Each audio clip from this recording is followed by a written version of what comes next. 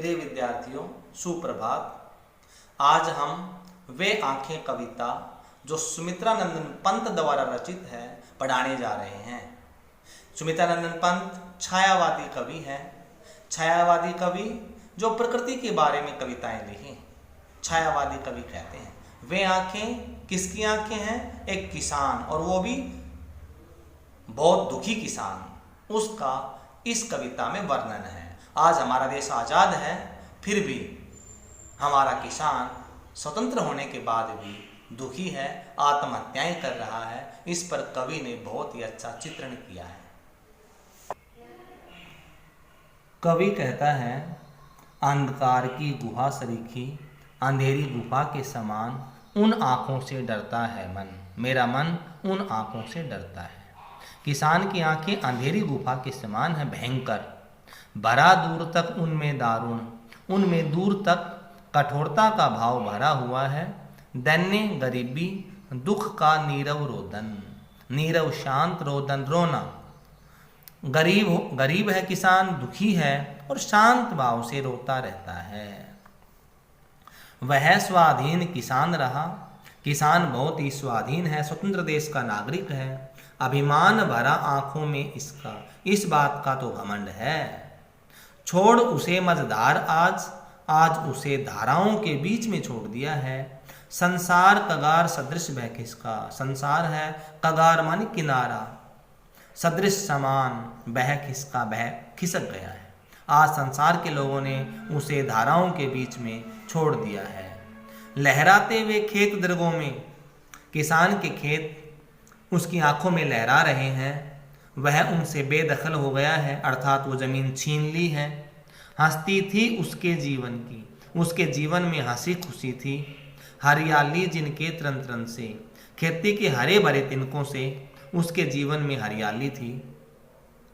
आंखों में ही घूमा करता, कवि की आंखों में ही घूमता रहता है वह उसकी आंखों का तारा। आंखों का तारा बहुत प्यारा। उसका एक बेटा था, वो आंखों में ही घूमता रहता है। क्यों? कारकुनों की लाठी से, कारकुन कारिंदे जो जमींदारों के, बड़े बड़े जमींदारों के नौकर हैं, उन्होंने लाठी से ही गया जवानी में ही मारा, वो जवान लड़का मार दिया गया। आंखों में ही घूमता रहता है उसका बेटा, क्योंकि जवानी में ही कारकुन जो लोग हैं, जो कारिंदे हैं, काम करने वाले हैं, उन्होंने मार दिया। बिका दिया घर द्वार, आज किसान का घर और दरवाजा बिक चुका है। महाजन्य ने ब्याज की कौड़ी छोड़ी, लेकिन जो सेठ साहूकार लोग हैं उनको जरा भी दया नहीं आई, एक पैसा नहीं छोड़ा। रह आंखों में चुभती, आंखों में क्या चीज चुभती है? कुरक हुई बर्धों की जोड़ी, जो बैलों की जोड़ी है वो नीलाम हो गई है। उजरी एक गाय है, सफेद गाय उजरी, उसके सिवा किसे कब पास दुहाने आने देती। दुहाने दूध देने, वो दूध किसी को नहीं देती थी उसके सिवा, उसे भी लोग ले गए। आंखों में नाचा करती, अरे आंखों में ही नाचती रहती है। उजड़ गई जो सुख की खेती, कवि की जो सुख की खेती थी वो आज उजड़ चुकी है। भाव, सुख की खेती में उसका बेटा, उसकी जमीन, उसकी बैलों की जोड़ी, घर दरवाजे सब कुछ जा चुके हैं। बिना दवा दर्पण के घरनी, बिना दवा के घरवाली, घरनी घरवाली, स्वर्ग चली गई, मर गई, आंखें आती भर। कवि याद करता है तो आंखें भर आती हैं। देख रेख के बिना दूध मुही बिटिया, 2 दिन बाद गई मर। बहुत आसान कविता। 2 दिन के बाद दूध पीने वाली बेटी बिना दूध के कारण मर गई। घर में विधवा रही पतोहू, आज उसके घर में विधवा पुत्र वधू है। पतोहू पुत्र वधू, लक्ष्मी थी, उसका नाम लक्ष्मी था। ये कह लो वो लक्ष्मी के समान सौभाग्यशाली सुंदर थी। यद्यपि पति घातिन, फिर भी समाज के लोगों ने उसे पति मारने का आरोप लगा दिया। पकड़ मंगाया कोतवाल ने, कोतवाल थानेदार ने। जब उसे पकड़कर थाने में मंगवाया, बुलवाया, डूब कुएं में मरी एक दिन। अपनी इज्जत बचाने के लिए वो कुएं में डूबकर मर गई। अंतिम पद है, खैर पैर की जुत्ती जोरू। खैर कोई बात नहीं, जोरू पत्नी, पत्नी जुत्ती, पैरों की जुत्ती के समान है। न सही एक दूसरी आती, एक सही नहीं है तो दूसरी आती है। जैसे जूते चप्पल बदलते हैं वैसे ही पत्नी के बारे में है, लेकिन ये उसको उस हिसाब से हीन दिखाने के लिए नहीं है।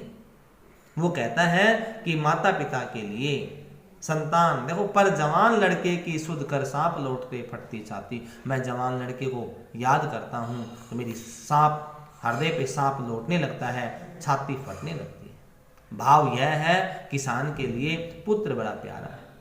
पिछले सुख की स्मृति आंखों में, पिछले सुख की जो यादें हैं ना, स्मृति याद आंखों में, क्षण भर एक चमक है लाल। एक बार तो खुश हो जाता है, जो बेटे को, पत्नी को, पुत्र वधू को, संतान, जमीन जायदाद और खेती बाड़ी, हरी भरी हरियाली, गाय भैंस, जितनी चीजें देखता है, तो ये पिछले सुख देखता है तो उसकी चमक आ जाती है और तुरंत सुनने में गढ़ है चितवन, और वह तुरंत ही सुनने में चला जाता है, अपनी भौहों को गड़ा लेता है।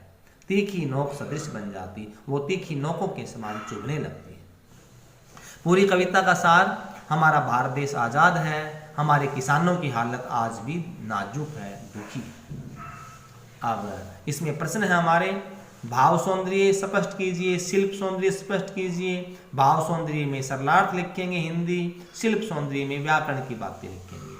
किसान की दयनीय दशा है, बाह सहज व सरल है, तत्सम तद्भव शब्दों का प्रयोग, ज्ञेयता का गुण, बिंब योजना सुंदर, खड़ी बोली है और छंद मुक्त कविता है। अनुप्रास अलंकार का प्रयोग किया गया है। साथ ही इसके प्रश्न उत्तर आप याद करेंगे कॉपी में, ये आपका होमवर्क रहेगा। इसके साथ मैं एक बात और बताना चाहता हूँ, जो यूनिट टेस्ट की बात कर रहे थे, तो अगले यूनिट टेस्ट में वे आंखें कविता, घर की याद 2 कविता, 2 पाठ विदाई संभाषण, गलता लोहा और 1 व्याकरण का पाठ लेंगे। तो हमें आज वे आंखें पढ़ी हैं, कल घर की याद पढ़ेंगे। इस सिलेबस को बहुत अच्छे से याद करेंगे और यूनिट टेस्ट में पूरे नंबर लेंगे। धन्यवाद।